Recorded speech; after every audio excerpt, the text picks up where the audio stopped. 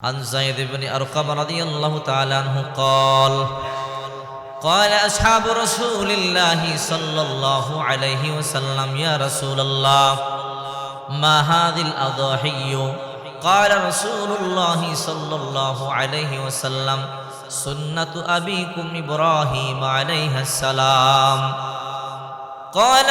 قالوا فما لنا فيها يا رسول الله قال رسول الله صلى الله عليه وسلم قال بكل شعرة حسنة হযরত যায়েদ ইবনে আরকাম রাদিয়াল্লাহু তাআলা আনহু বলেন সাহাবায়ে কেরাম রাসূল করিম সাল্লাল্লাহু আলাইহি ওয়াসাল্লামকে বলেন ইয়া রাসূলুল্লাহ ঈদুল আযহা এটা আবার কি কুরবানি এটা আবার কি বলে এটা তোমাদের জাতির পিতা ইব্রাহিম নবীর সুন্নাত ইয়া রাসূলুল্লাহ ইব্রাহিম নবীর সুন্নাত হলো আমাদের জন্য এতে কি রয়েছে রাসূল করিম সাল্লাল্লাহু আলাইহি ওয়াসাল্লাম বলেন ক্বালা বিকুল্লি শারাতিন হাসানাতুন যেই পশু তোমরা কুরবানি দিবে তোমাদের জন্য পশুর প্রত্যেকটা পশমের বদৌলতে এক একটা করে নেকি রয়েছে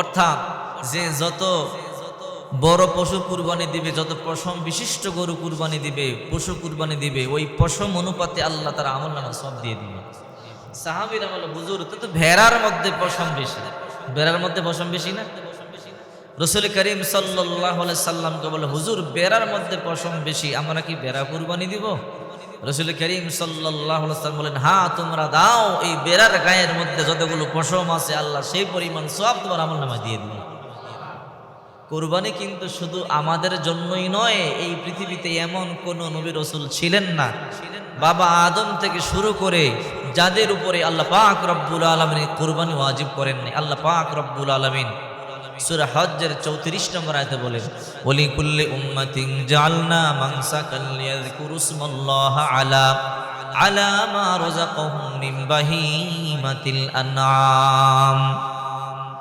পৃথিবীর প্রত্যেকটা জাতির উপরে আল্লাহ পাক রব্বুল আলামিন কুরবানি নির্ধারণ করে দিয়েছিলেন তোমাদেরকে প্রদত্ত চতুষ্পদ জন্তুর মাধ্যমে তোমরা আল্লাহর নাম স্মরণ করো আল্লাহ পাক রব্বুল আলামিন প্রত্যেকটা জাতির জন্য কুরবানি নির্ধারণ করে দিয়েছেন শুধু আমাদের জন্য নয় যখন বাবা আদমকে আল্লাহ পাক রব্বুল আলামিন বানালেন আল্লাহ পাক রব্বুল আলামিন বলে আদম জান্নাতের মধ্যে ঘোরাঘুরি করে কোনো সমস্যা নাই চিন্তা নাই ভাবনা নাই বাবা আদম জান্নাতের মধ্যে ঘুরে একা একা ভালো লাগে না আল্লাহ পাক রব্বুল আলামিনকে ডেকে বলে আল্লাহ আমার একটা সঙ্গিনী দরকার আল্লাহ বলে তাই নাকি বলে হ্যাঁ বলে আল্লাহ একা একা তো আমার ভালো লাগে না আল্লাহ বলে আদম তুমি টেনশন করবা না তোমার জন্য সঙ্গিনী বানায় দেব আল্লাহ পাক রব্বুল আলামিন বলেন ইয়া আইয়ুহান নাসু তাকু রাব্বাকুমুল্লাযী খালাকাকুম মিন নাফসিন ওয়াহিদা ওয়া খালাকা মিনহা যাওজাহা ওয়া বাসসা মিনহুমা রিজালান কাসীরান ওয়া নিসাআ ওয়াত্তাকুল্লাহাল্লাযী তাসাআলুনা বিহি ওয়াল আরহাম ইন্নাল্লাহা কানা আলাইকুম রাকীবা আল্লাহ পাক বলেন ইয়া আইয়ুহান নাসু তাকু রাব্বাকুমুল্লাযী খালাকাকুম মিন নাফসিন ওয়াহিদা হে মানব সম্প্রদায় তোমরা তোমাদের প্রতিপালককে ভয় করো আল্লাযী খালাকাকুম মিন নাফসিন ওয়াহিদা যিনি তোমাদেরকে এক ব্যক্তি থেকে সৃষ্টি করেছেন বাবা আদম থেকে ওয়া খালাকা মিনহা যাওজাহা তার থেকে তার বিবিকে সৃষ্টি করেছেন মা হাওয়াকে ওয়া বাসসা মিনহুমা রিজালান কাসীরান ওয়া নিসাআ আর এই দুইজনের মধ্য থেকে আল্লাহ পাক রব্বুল আলামিন দুনিয়াতে অগণিত নারী আর পুরুষ সৃষ্টি করেছে তাহলে আল্লাহ পাক প্রথম সৃষ্টি করেছেন বাবা আদমকে বাবা আদম থেকে মা হাওয়া এই দুইজন থেকে আল্লাহ দুনিয়াতে অগণিত নারী আর পুরুষ সৃষ্টি করেছে আদম বলে আল্লাহ জান্নাতের মধ্যে একা একা ভালো লাগে না আমার একটা সঙ্গিনী দরকার আল্লাহ পাক রব্বুল আলামিন বলে আদম তুমি টেনশন করবে না সঙ্গিনী বানিয়ে দেব বাবা আদম ঘুমায় আছেন বাম পাজর থেকে একটা বাঁকা হাড় নিয়ে মা হাওয়াকে বানালেন মা হাওয়া আলাইহিস সালামকে বানাইয়া জান্নাতের পার্লার থেকে সাজাইয়া সুন্দরী মা হাওয়াকে বাবা আদমের ডান পাশে বসাইয়া রাখলেন বাবা আদম ঘুম থেকে জাগলেন ঘুম থেকে জায়গা দেখে ডান পাশে সুন্দরী যুবতী বসা বাবা আদম হাত বাড়ায় ধরবার জন্য আল্লাহ তাআলা বলে সাবধান হাত বাড়াইবা না বলে আল্লাহ কেন এটা কার জন্য বানাইছেন বলে তোমার জন্য বানাইছি যদি হাওয়াকে আমার জন্য বানান ধরবো না কেন? আল্লাহ বলে আগে বিবাহ হবে, তারপরে ধরবা, স্পর্শ করবা, এর আগে তুমি ধরতেই পারবা না। সুবহানাল্লাহ বল। বাবা আদম বলে আল্লাহ তো বিয়েটা আগে পড়াইয়া রাখতে বাকি রাখছেন কেন? বলে বিয়ে পড়াই নাই, তুমি তো মোহর দাও নাই, মোহর আগে দাও, মোহর না দিলে বিয়ে পড়াইতে পারবো না। বলে আল্লাহ মোহর আবার কি? বলে আদম মোহর টাকা পয়সা ধন সম্পদ, তুমি তো ধন সম্পদ দিতে পারবা না। এক কাজ করো, সল্লি আলা মুহাম্মাদিন সালাসা মাররাত, আমার নবী মুহাম্মদের উপরে 3 বার দুরূদ পড়ো, তোমার মোহর আদায় হয়ে যাবে। সুবহানাল্লাহ। এই জন্য আল্লাহ তাআলা আইন করে দিয়েছেন, ওয়াতুন নিসা সাদাকাতিহিন্না নিহলা ফাইন তিবিনা লাকুম আন শাইইম মিনহু নাফসান ফাকুলুহু হানিআম মারিআ। তোমরা তোমাদের স্ত্রীদেরকে মোহর দিয়া দাও, মোহর দেওয়া ফরজ। যারা বিবিদেরকে মোহর এখনো পর্যন্ত দেন নাই, দিয়া দিবেন। যারা এখনো পর্যন্ত মোহর আদায় করেন নাই, আপনার উপরে ফরজ আইন আটকে আছে। যদি মোহর দিয়া না দিয়ে মারা যান, তাহলে অবশ্যই আল্লাহর দরবারে জবাব দিতে হবে, নরা যাবে না, মোহর দেওয়াই লাগবে।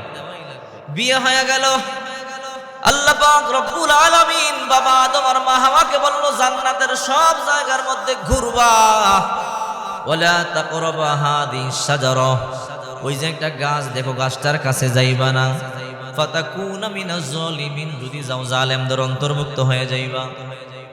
আল্লাহ পাক রব্বুল আলামিন বলল, আদম হাওয়া গোটা জান্নাতের মধ্যে আরাম আয়েশ করো, আনন্দ করো, ফুর্তি করো, নিয়ামতের কোনো অভাব নাই, কিন্তু সাবধান, সেই গাছটার কাছে যাইবা না, গাছটার কাছে যাওয়া নিষেধ। বাবা আদম আর মা হাওয়া মনে মনে ভাবলো, আল্লাহ যেহেতু নিষেধ করলো, জান্নাত তো অনেক বড়, গোটা জান্নাত ঘুরবো, কোনো সমস্যা নাই, এই গাছটার কাছে যাব না। শয়তান হিংসায় ফেটে পড়ে, আল্লাহ তাআলা আমাকে লাঞ্ছিত করেছে, বঞ্চিত করেছে, জান্নাত থেকে বের করে দিয়েছে, আমিও আদম আর হাওয়াকেও জান্নাত থেকে যেমনে লাগে বের করব। তাই শয়তান তো জান্নাতে ঢুকতে পারে না, জান্নাতের দরজার বাইরে দাঁড়াইয়া আদম আর মা হাওয়াকে ডাকে। আদম আর মা হাওয়া বলে, কেন ডাকো? বলে তোমাদেরকে একটা বুদ্ধি দেই। বলে কি বুদ্ধি? বলে আমি তো তোমাদের থেকে সিনিয়র, তোমাদের আগে আল্লাহ তাআলা আমারে বানাইছে। হে বাবা, হে আদম, হে হাওয়া, আল্লাহ তাআলা তোমাদেরকে গোটা জান্নাতের মধ্যে ভ্রমণ করবার জন্য বলছে, কিন্তু একটা জায়গার মধ্যে যাইতে নিষেধ করছে। কেন জানুনি? বলে কেন? বলে আল্লাহ ওই গাছের ফল খাইতে নিষেধ করছে। কেন জানুনি? বলে কেন? বলে তোমরা যদি ওই গাছের ফল খাও, তাহলে চিরদিন জান্নাতে থাকতে পারবা। আল্লাহ তাআলা কোনো একদিন হয়তো তোমাদেরকে জান্নাত থেকে বের করে দিতে পারে, এই জন্য গাছের কাছে যাইতে নিষেধ করেছে। যদি জান্নাতের মধ্যে চিরকাল থাকতে চাও, তাহলে তাড়াতাড়ি ওই গাছের কাছে যাও, সেই গাছের ফল খাও। নাউজুবিল্লাহ বলে। শয়তানের চিন্তা হইল আদম আর হাওয়াকে যে কোনো ভাবে জান্নাত থেকে বের করা লাগবে। ঠিক কিনা জোরে বলেন। এবার মা হাওয়া চিন্তা করে, আদম বলে কি? বলে আল্লাহ তাআলা বিশাল বড় জান্নাতের সমস্ত নাজ নিয়ামত ভোগ করবার কথা বললেন, গোটা জান্নাতে ভ্রমণ করবার কথা বললেন, কিন্তু ওই যে একটা গাছ, ওই গাছটার নিচে আল্লাহ যাইতে নিষেধ করলো কেন? বাবা আদম বলে আল্লাহ নিষেধ করলো কেন? আল্লাহই ভালো জানে, ওই গাছের কাছে যাওয়া যাবে না। মা হাওয়া বলে, আদম চলো গাছটার কাছে যাই। কই না না, ওই গাছটার কাছে যাওয়া যাবে না। বলে আদম বলে ওই গাছটার ফল খাইলে চিরদিন জান্নাতে থাকতে পারবো, নতুবা কষ্টের দুনিয়ার মধ্যে আল্লাহ আমাদেরকে পাঠাইয়া দিবে। বাবা আদম বলে অত কিছু বুঝি না, আল্লাহ নিষেধ করছে যাওয়া যাবে না। মহিলারা কিন্তু এক লাইন বেশি বুঝে, আর যা কয় তাই ভালো মনে করে আমারটাই ঠিক। ঠিক কিনা জোরে বলে। এবার বলল চলো বাবা আদমকে বুঝাইয়া, এত বুঝা সারাদিন জ্ঞান করে, একদিন 2 দিন 3 দিন একই কথা বলে। আদম চলো না গাছটার কাছে যাই, দেখি গাছটার মধ্যে কি ফল আছে। ওই গাছটার কাছে যাইতে আল্লাহ নিষেধ করলো কেন? বারবার বলবার পরে বাবা আদম বলল চলো যাই। গেছো তো গেছে, মা হাওয়া একদম ফল পেরে ফেলছে। পাইরা কই আদম নাও, তুমিও খাও আমিও খাই। মা হাওয়া এই কথা বলবার পরে বাবা আদম বলে, আল্লাহ গাছের কাছে আসতে নিষেধ করেছে, আর ফলও খাইতে বলো। বলে খাইলে কিচ্ছু হবে না, জান্নাতের গাছই তো খাও। বাবা আদম একটু খাইলেন, মুখে দিলেন, মা হাওয়া একটু খেয়ে ফেললেন। বাবা আদম খেয়ে ফেলে দিলেন, মা হাওয়া একদম খেয়ে ফেললো। মুহূর্তের মধ্যে জান্নাতের পোশাক গায়ের মধ্যে ছিল, আল্লাহ খুলে ফেললেন। বললেন, আদম আমি যে তোমাদেরকে বলছিলাম গাছটার কাছে যাইবা না, কেন গেলা?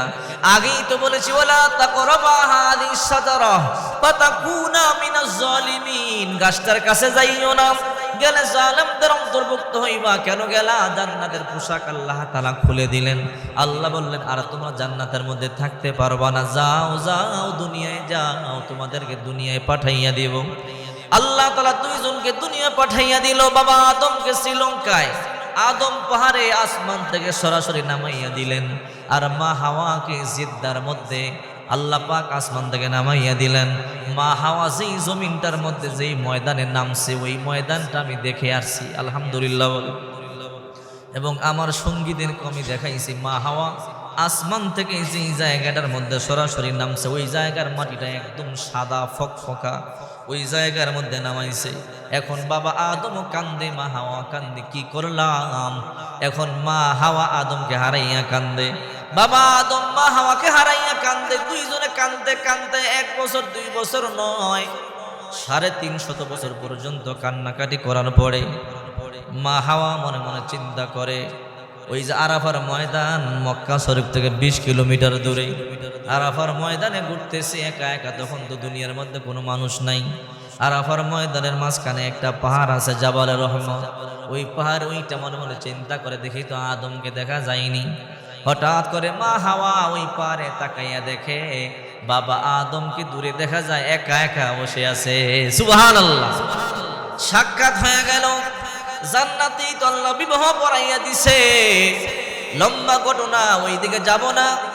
সাক্ষাৎ হওয়ার পরে আল্লাহ পাক রব্বুল আলামিন তাদেরকে জোড়ায় জোড়ায় সন্তান দেওয়া শুরু করলেন। বাবা আদম আর মা হাওয়াকে আল্লাহ তাআলা 1000 বছর হায়াত দান করলেন। আর এই 1000 বছরের মধ্যে আল্লাহ পাক রব্বুল আলামিন 100 জোড়া সন্তান দান করছে।